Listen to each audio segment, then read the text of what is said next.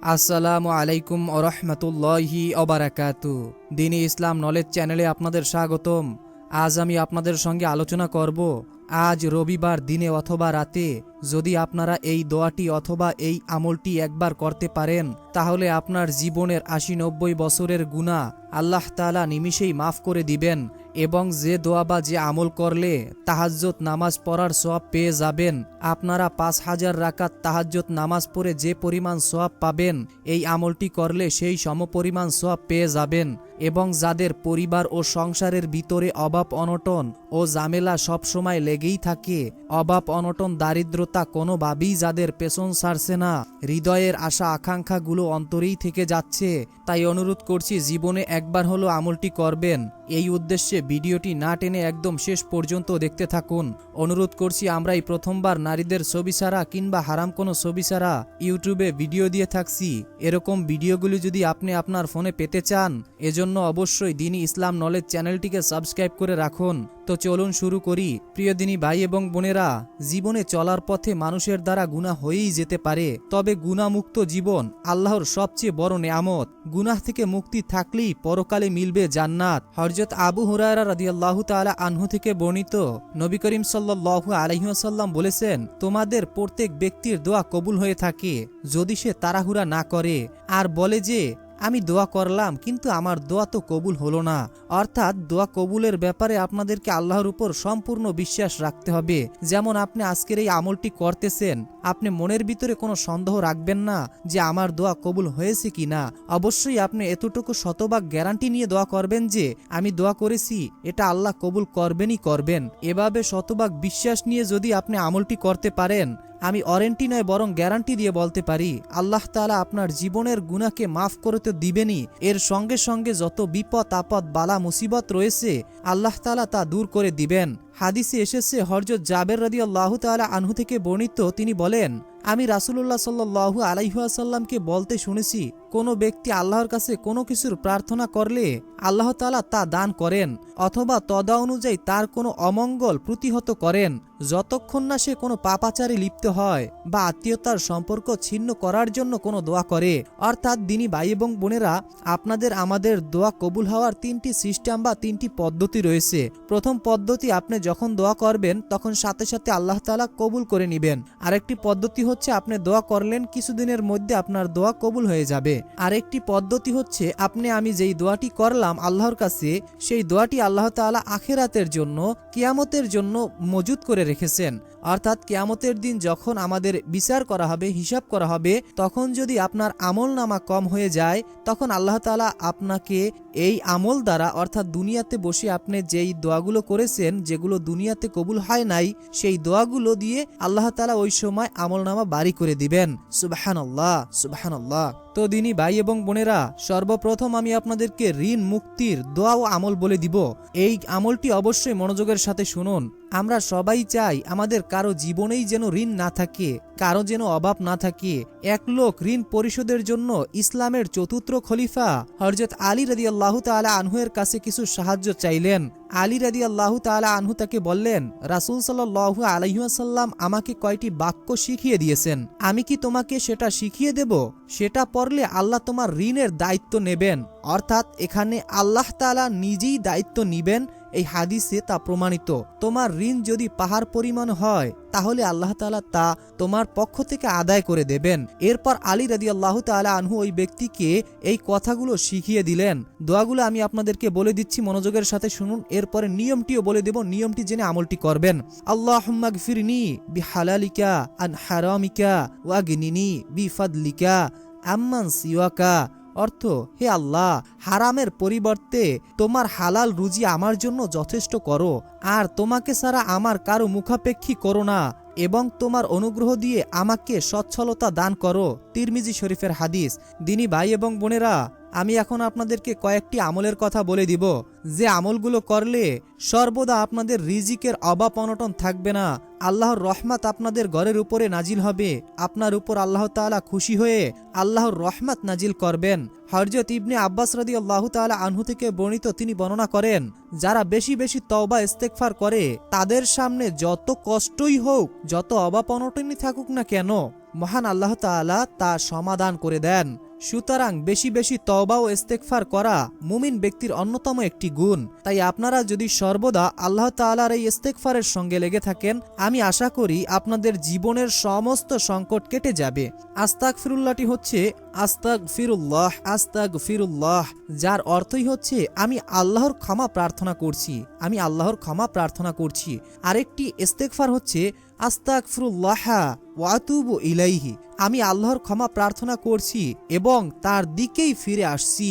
সুবহানাল্লাহ। তো দিনী ভাই এবং বোনেরা, আরও কিছু দোয়া রয়েছে, সেই দোয়াগুলো জানার আগে আমরা পবিত্র কোরআনের একটি সূরা শুনব। আমরা সবাই জানি যে পবিত্র কোরআনের সূরা শুনলে প্রতিটা হরফে 10টি করে নেকি আল্লাহ তাআলা আমাদের আমলনামায় লিখে দেবেন এবং ফেরেশতারা আমাদের জন্য দোয়া করবেন এবং আমাদের মনের অপূর্ণ আশাগুলো আল্লাহ তাআলা এই সূরা শোনার ওসিলায় পূরণ করে দেবেন। আপনারা অনেকেই আছেন যারা আমাদের ভিডিওগুলো দেখেন। অনেক দিনই ভাই ও বোনেরা প্রশ্ন করেছেন এবং তারা জানিয়েছেন যে আমরা সূরা শুনে ফলাফল পেয়েছি। আমাদের মনের যেই আশাগুলো অনেক দিন ধরে পূরণ হয়নি, সেই আশাগুলো এই সূরা শোনার ওসিলায় আল্লাহ তাআলা খুব দ্রুতই পূরণ করে দিয়েছেন এবং পরিবারে যাদের অভাব অনটন ছিল তাদের অভাব অনটন আল্লাহ তাআলা দূর করে দিয়েছেন। তাই আপনি যদি চান আপনার পরিবার ও সংসার থেকে অভাব অনটন দূর করাতে, তাহলে অবশ্যই সূরাটি শুনে যান। কেননা যেই ঘরে কোরআন তেলাওয়াত শোনা হয় ওই ঘরে আল্লাহ তাআলার রহমত নাজিল হয়, বিপদ আপদ বালা মুসিবত দূর হয়ে যায়, দুষ্ট শয়তান জিন বদনজর সকল কিছু থেকে আল্লাহ তাআলা ওই ঘরকে হেফাজত করেন এবং যাদের ঘরে সর্বদা কোরআনের তেলাওয়াতের বাণী শোনা হয় ওই ঘরে আল্লাহ তাআলার অশেষ রহমত ও বরকত নাজিল হয়। তো সূরাটি শোনার আগে মহান আল্লাহর কাছে দোয়া করি, হে আল্লাহ, যে যেই উদ্দেশ্য নিয়ে, যে যেই আশা আকাঙ্ক্ষা নিয়ে সূরাটি শুনছে এবং শুনবে, মনের ভিতরে গভীর আশা ও ভরসা নিয়ে বসে আছে, আপনি সকলের মনের আশা ও মনের মাকসুদগুলো পূরণ করে দিন। অনেকেই বুক ভরা আশা নিয়ে সূরাটি শুনবে, হে আল্লাহ, তুমি কারো আশা নিরাশ করো না, তুমি সকলের আশাকে কবুল করে নাও। অনেকেই তো অভাবে আছে, অনেকেই তো টাকার সমস্যার ভিতরে আছে, অনেকের পরিবারে সুখ শান্তি নেই, সর্বদা অশান্তির ভিতরে থাকতেছে, বিপদ আপদ কোনোভাবেই যাদের পেছন ছাড়ছে না। হে আল্লাহ, হে রহমানুর রহিম, হে আলিমুল গাইব, হে কুল্লি শাইইন কদির, তুমি এই সূরাটি শোনার ওসিলায় সকলের সকল বিপদ আপদ বালা মুসিবত সকল সমস্যা দূর করে দিন, আমিন। কমেন্ট বক্সে আপনি আমিন লিখে দোয়াতে শরীক থাকুন। তো মনোযোগের সাথে সূরাটি শোনার পর দোয়া ও আমলগুলো জানবো। আউযু বিল্লাহি মিনাশ শাইতানির রাজীম। বিসমিল্লাহির রহমানির রহিম। আর রহমান আল্লামাল কুরআন খালাকাল ইনসান আল্লামাহুল বায়ান। الشمس والقمر بحسبان والنجم والشجر يسجدان والسماء رفعها ووضع الميزان ألا تطغوا في الميزان وأقيموا الوزن بالقسط ولا تخسروا الميزان والأرض وضعها للأنام فيها فاكهة والنخل ذات الأكمام والحب ذو العصف والريحان فبأي آلاء ربكما تكذبان خلق الإنسان من صلصال كالفخار وخلق الجان من مارج من نار فبأي آلاء ربكما تكذبان رب المشرقين رب المغربين فبأي آلاء ربكما تكذبان مرج البحرين يلتقيان بينهما برزخ لا يبغيان فبأي آلاء ربكما تكذبان يخرج منهما اللؤلؤ والمرجان فبأي آلاء ربكما تكذبان وله الجوار المنشآت في البحر كالأعلام فبأي آلاء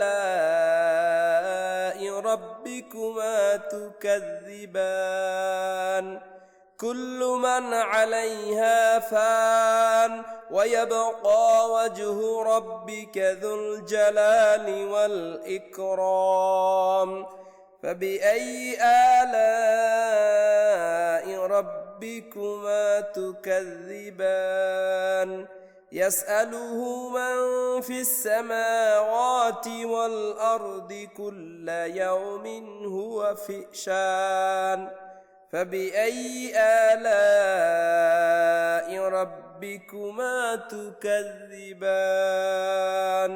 سنفرغ لكم أيها الثقلان فبأي آلاء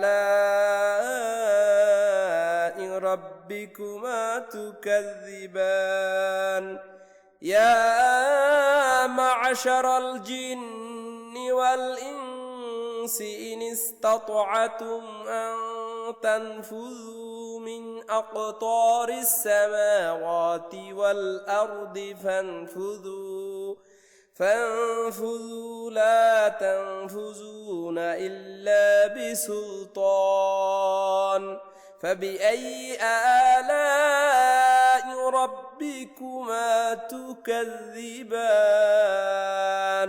يرسل عليكما شواذ من نار ونحاس فلا تنتصران فبأي آلاء ربكما تكذبان فإذا انشقت السماء فكانت وردة كالدهان فبأي آلاء ربكما تكذبان فيومئذ لا يسأل عن ذنبه إنس ولا جان فبأي آلاء ربكما تكذبان يعرف المجرمون بسيماهم فيؤخذ بالنواصي والأقدام فبأي آلاء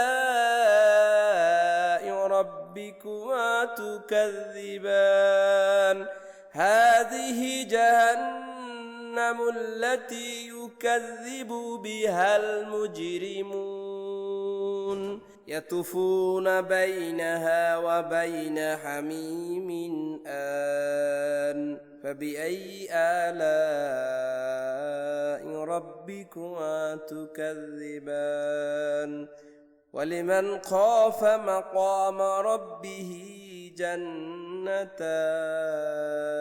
فبأي آلاء ربكما تكذبان ذواتا أفنان فبأي آلاء ربكما تكذبان فيهما عينان تجريان فبأي آلاء ربكما تكذبان فيهما من كل فاكهة زوجان فبأي آلاء ربكما تكذبان متكئين على فروش بطائنها من استبرق وجنى الجنتان دان فبأي آلاء ربكما تكذبان فيهن قاصرة الطرف لم يطمثهن إنس قبلهم ولا جان فبأي آلاء ربكما تكذبان كأنهن الياقوت والمرجان فبأي آلاء ربكما تكذبان هل جزاء الإحسان إلا الإحسان فبأي آلاء ربكما تكذبان ومن دونهما جنتان فبأي آلاء ربكما تكذبان مدهامتان فبأي آلاء ربكما تكذبان فيهما عينان نضاختان فبأي آلاء ربكما تكذبان فيهما فاكهة والنخل ورمان فبأي آلاء ربكما تكذبان فيهن خيرات حسان فبأي آلاء ربكما تكذبان حور مقصورات في الخيام فبأي آلاء ربكما تكذبان لم يطمثهن إنس قبلهم ولا جان فبأي آلاء ربكما تكذبان متكئين على رفرف خضر وأبقار حسان فبأي آلاء ربكما تكذبان تبارك اسم ربك ذي الجلال والإكرام صدق الله العظيم ইসলাম প্রিয় দিনী ভাই এবং বোনেরা, আমি আশা করি আপনারা সকলেই মনোযোগের সাথে সূরাটি শুনেছেন। তো আমি এখন আপনাদেরকে দোয়া ও আমলের নিয়মগুলো বলে দিচ্ছি। তো আপনারা সব সময় এই ইস্তেগফারটি করার চেষ্টা করবেন। ইস্তেগফারটি হচ্ছে আস্তাগফিরুল্লাহাল্লাযী লা ইলাহা ইল্লা হুয়াল হাইয়ুল কাইয়ুম ওয়া আতুবু ইলাইহি আস্তাগফিরুল্লাহাল্লাযী লা ইলাহা ইল্লা হুয়াল হাইয়ুল কাইয়ুম ওয়া আতুবু ইলাইহি। আমি ওই আল্লাহর কাছে ক্ষমা চাই যিনি ছাড়া প্রকৃত কোনো মাবুদ নেই, তিনি চিরঞ্জীব চিরস্থায়ী এবং তার কাছেই তওবা করে ফিরে এসেছি। সুবহানাল্লাহ, কত সুন্দর ইনা একটি অর্থ দিনী ভাই এবং বোনেরা। তো এখন আমি আপনাদেরকে গুনাহ মাফের দোয়াটি বলে দিচ্ছি। বিসমিল্লাহির রহমানির রহিম। সামিনা ওয়া আতানা গুফরানাকা রব্বানা ওয়া ইলাইকাল মাসির। সামিনা ওয়া আতানা গুফরানাকা রব্বানা ওয়া ইলাইকাল মাসির। অর্থ, আমরা শুনলাম এবং মানলাম, হে আমাদের রব, আমরা আপনার নিকটই ক্ষমা প্রার্থনা করি আর আপনার দিকই প্রত্যাবর্তন স্থল। আরেকটি দোয়া হচ্ছে রব্বানা তাকাব্বাল মিন্না ইন্নাকা আনতাস সামিউল আলিম ওয়া তুব আলাইনা ইন্নাকা আনতাত তাওয়াবুর রহিম। অর্থ, হে আমাদের রব, আপনি আমাদের পক্ষ থেকে এটি কবুল করুন, নিশ্চয়ই আপনি সর্বশ্রেষ্ঠ দয়ালু, আপনি আমাদের ক্ষমা করুন, নিশ্চয়ই আপনি অধিক তওবা কবুলকারী ও দয়াময়। সুবহানাল্লাহ, সুবহানাল্লাহ। দিনী ভাই এবং বোনেরা, আমি আশা করি আপনারা দোয়াটি শুনেছেন। তো এখন আমি আপনাদেরকে যে দোয়াটি বলবো, নবীর সঙ্গে জান্নাতে যাওয়ার দোয়া। সবারই মন চায় যে নবীর সঙ্গে জান্নাতে যাব, কিন্তু নবীর সঙ্গে জান্নাতে যাওয়ার জন্য যে দোয়াটি আমাদেরকে পড়তে হবে, সেই দোয়াটি তো আমরা অনেকেই পড়ি না, বা এই দোয়াটি অনেকের জানা থাকলেও সচরাচর এই আমলটি করি না। অবশ্যই আপনারা এই দোয়াটি এবং আমলটি করবেন। বিসমিল্লাহির রহমানির রহিম। রদিতু বিল্লাহি রব্বাও ওয়া বিল ইসলামি দীনাও ওয়া বি মুহাম্মাদিন নাবিয়্যা ওয়া রাসূলা। রদিতু বিল্লাহি রব্বাও ওয়া বিল ইসলামি দীনাও ওয়া বি মুহাম্মাদিন নাবিয়্যা ওয়া রাসূলা। অর্থ, আমি আল্লাহকে রব ইসলামকে দিন এবং মোহাম্মদ সাল্লাল্লাহু আলাইহি ওয়াসাল্লামকে রাসূল হিসাবে সন্তুষ্ট চিত্তে মেনে নিয়েছি। সুবহানাল্লাহ, সুবহানাল্লাহ। হযরত মুয়াজ রাদিয়াল্লাহু তাআলা আনহু থেকে বর্ণিত, আমি রাসূলুল্লাহ সাল্লাল্লাহু আলাইহি ওয়াসাল্লামকে বলতে শুনেছি, যে ব্যক্তি এই দোয়াটি পড়বে তাকে হাত ধরে জান্নাতে পৌঁছে দেওয়ার জিম্মাদারি আমি নিলাম।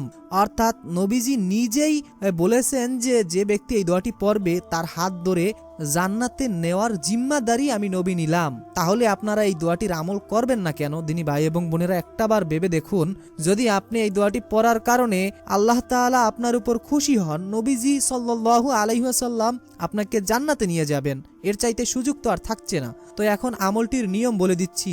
যদি আপনারা এই আমলটি যে কোনো সময় করতে চান, মনে রাখবেন সর্বপ্রথম অজু অবস্থায় এই আমলটি করার চেষ্টা করবেন এবং সর্বপ্রথম আমলটি করার শুরুতে আপনাদেরকে দুরূদ শরীফ পড়ে নিতে হবে। মাত্র 3 থেকে 7 বার আপনারা দুরূদ শরীফ পড়ে নেবেন। 3 বার চাইলে পড়তে পারেন দুরূদ শরীফ, অথবা 7 বার। 3 বার দুরূদ শরীফ পড়ার পর এরপরে আমি যেই দোয়াগুলো আপনাদেরকে বলে দিলাম, সকল দোয়াগুলো 3 বার করে অথবা 7 বার করে আপনারা পড়ে নেবেন। প্রতিটা দোয়া আপনারা 3 বার অথবা 7 বার করে পড়ে নেবেন। এরপরে শেষে 3 বার অথবা 7 বার দুরূদ শরীফ পড়বেন, প্রথমে যেই দুরূদ শরীফটি আপনি পড়েছেন। এরপরে আপনি আল্লাহ তাআলার কাছে আপনি মোনাজাতের মাধ্যমে আপনার মনের সকল কথা আল্লাহর কাছে প্রকাশ করবেন। আপনার যেটা প্রয়োজন আল্লাহর কাছে তুলে ধরবেন। ইনশাআল্লাহ এই দোয়ার ওসিলায়, এই আমলের ওসিলায় আপনার সকল সমস্যা ও সকল বিপদ আপদ দূর করে দিবেন মহান আল্লাহ পাক রব্বুল আলামিন নিজেই। মনের ভিতরে বিশ্বাস নিয়ে আমলটি করবেন। তো এই ছিল আমাদের আজকের ভিডিও। আসসালামু আলাইকুম ওয়া রাহমাতুল্লাহি ওয়া বারাকাতুহু।